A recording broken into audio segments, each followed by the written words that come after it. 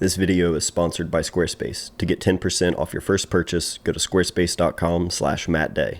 I usually like to make my YouTube videos in a fairly straightforward way and kind of, focusing on a specific subject or idea, a question, a piece of camera gear. Today, we're going to change it up a little bit. I kind of want to have a place to share a little bit more of the in-between stuff that I'm, writing about and thinking about that doesn't necessarily warrant like a full YouTube video, but it's still relevant, just day to day as a photographer and to other photographers. So hopefully this will be a nice way to do that. If you guys enjoy this format and how I do it, I'm looking for a lot of feedback on this one. As you'll see, I've been filming things and trying out a number of different things over the last month. And I'm looking for your feedback here. But we'll take a look at the last month, everything that I've been shooting, thinking about. Let's just catch up. Early on in the month, Molly and I went out to Ross Lake to celebrate our 10-year anniversary from our first date. That was where we went on our first date, so we went back there to shoot a couple photos just to celebrate. And I brought the camera along with me to try and film some of that because I thought, if I'm going to start doing stuff like this, if I want to make more videos out and about, I've just got to get used to it. So I brought the camera with me, and it's still so awkward for me to have the camera there when I'm not just sitting by myself talking to the camera. So I bought this RS3 mini gimbal, and I thought this would be a good way to test it out. So we're here at Ross Lake, exactly 10 years after we were here on our first date, February 7th, 2013. Just a couple of children. Yes. Having no idea what we were in for. But I had an idea. Molly had an idea. I was, what's the word? Scared. Scared. I wasn't ready. I had no idea what I was about to do.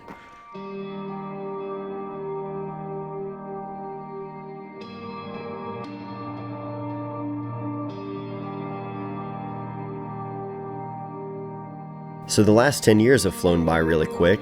It's wild to think that, it's been almost 9 years since I started this channel. It was around the time Molly and I got married when I started this channel, and we're coming up on 9 years. So there are some of you who have been here along for the ride that entire time, and it is just wild to think about. In that time, there have been a lot of pictures and videos, and speaking of that, I've been in the process of trying to organize my entire archive, something that probably most photographers have nightmares about just thinking about it. It's been a pretty big headache. I would love to make a helpful video on using a NAS and why they're helpful and how I've set mine up.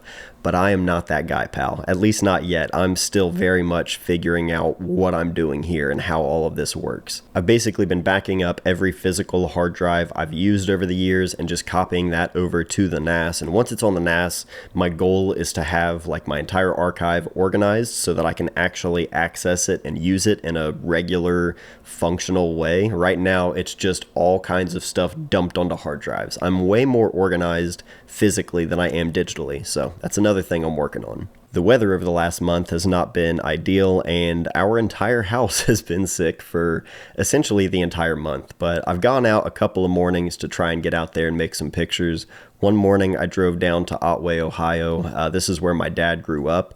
It's a place I've been before. I grew up hearing all kinds of stories about my dad and his childhood in Otway. I've wanted to revisit a couple of the places, this old covered bridge that he would always talk about, when he was a kid riding the school bus over that old covered bridge and the sound of it rattling and everything and playing in the creek down below it.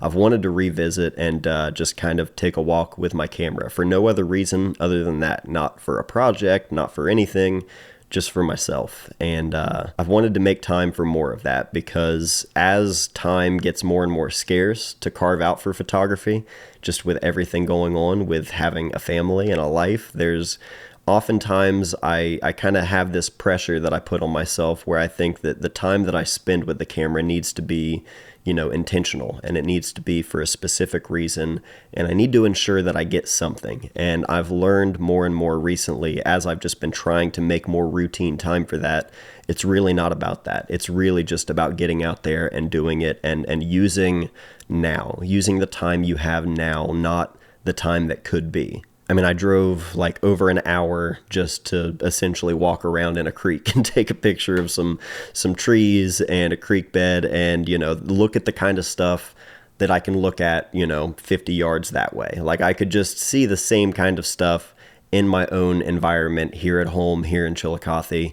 It's the kind of stuff I like doing, but just going there and not stressing it, not thinking about it, just letting myself enjoy my time, enjoy just being in the moment with the camera.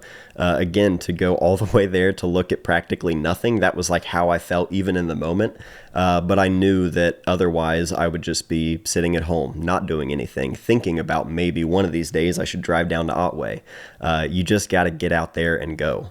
Couple mornings ago, I drove down to Hocking Hills and spent some time there at the Rock House. I hadn't been there in a while, and since we moved last year, we moved even closer, so now Hocking is like 25 minutes from here, and it's one of my favorite places to shoot here in Ohio. But shooting photos inside the Rock House, I had my M11 with the 35, and I had it on the tripod because I was shooting long exposures in there because it's so dark. It's not my favorite way to use an M camera. Typically what I love about these is just how they feel in the hand, how quick and nimble they are.